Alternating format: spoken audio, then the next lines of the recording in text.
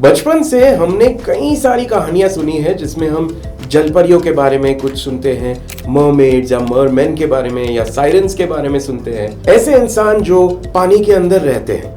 Well, this is not just a fantasy.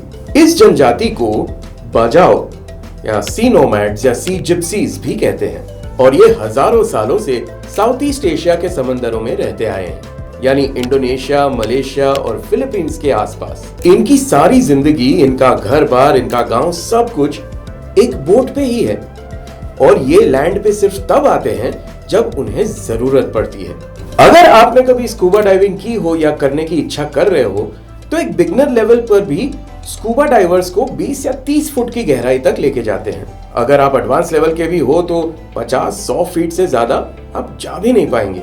बजाओ जनजाति के लोग 230 फीट तक फ्री डाइविंग कर सकते हैं और कई केसेस में यह भी पाया गया है कि ये अपनी सांस रोककर 13 मिनट तक अंडर वाटर रह सकते हैं बिना किसी कन्वेंशनल गियर के।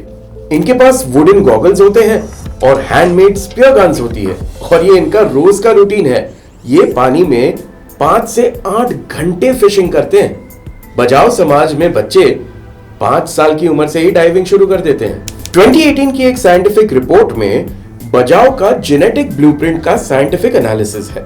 इसमें पाया गया था कि बजाओ के स्प्लीन्स एवरेज ह्यूमन स्प्लीन से 50% लार्जर है।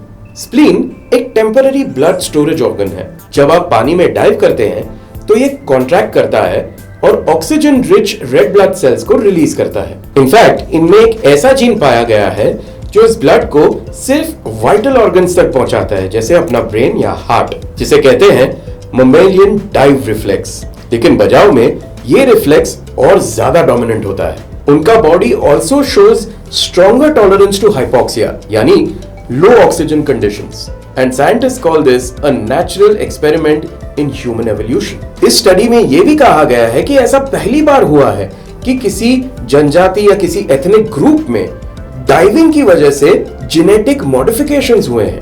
ये तो हो गया उनकी बॉडी के बारे में साइंटिफिक एक्सप्लेनेशन, पर हिस्ट्री में भी उनके बारे में लिखा गया है। बजाओ का जिक्र अर्ली चाइनीज, स्पेनिश, मले और ऐसे बहुत से ट्रैवल रिकॉर्ड्स में पाया गया है। किसी ने इन्हें guardians of sea borders declare किया था। कहीं पर तो यह भी लिखा गया है, we found boat dwellers who breathe under water like frogs and live among reefs like sea spirits. इनकी खास बात तो ये है कि इनके बोट बनाने की कला, जिन्हें लेपा बोट्स कहा जाता है, और इनके जो डाइविंग करने की प्रथा है, इनकी नेटिंग की सिस्टम है, ये सारी चीजें ओरली और प्रैक्टिकली हैंड डाउन की गई है। इसका कोई रिटन रिकॉर्ड नहीं मिलता है। और इनके कल्चरल इन्फ्लुएंस की बात करें तो अगर आपने जेम्स कैमरून की फिल्म अवतार the way of the water देखी हो, उसमें एक जनजाति दिखाई गई है मेतकाइना। ये जनजाति भी इन्हीं बजाओ ट्राइब से इंस्पायर्ड है।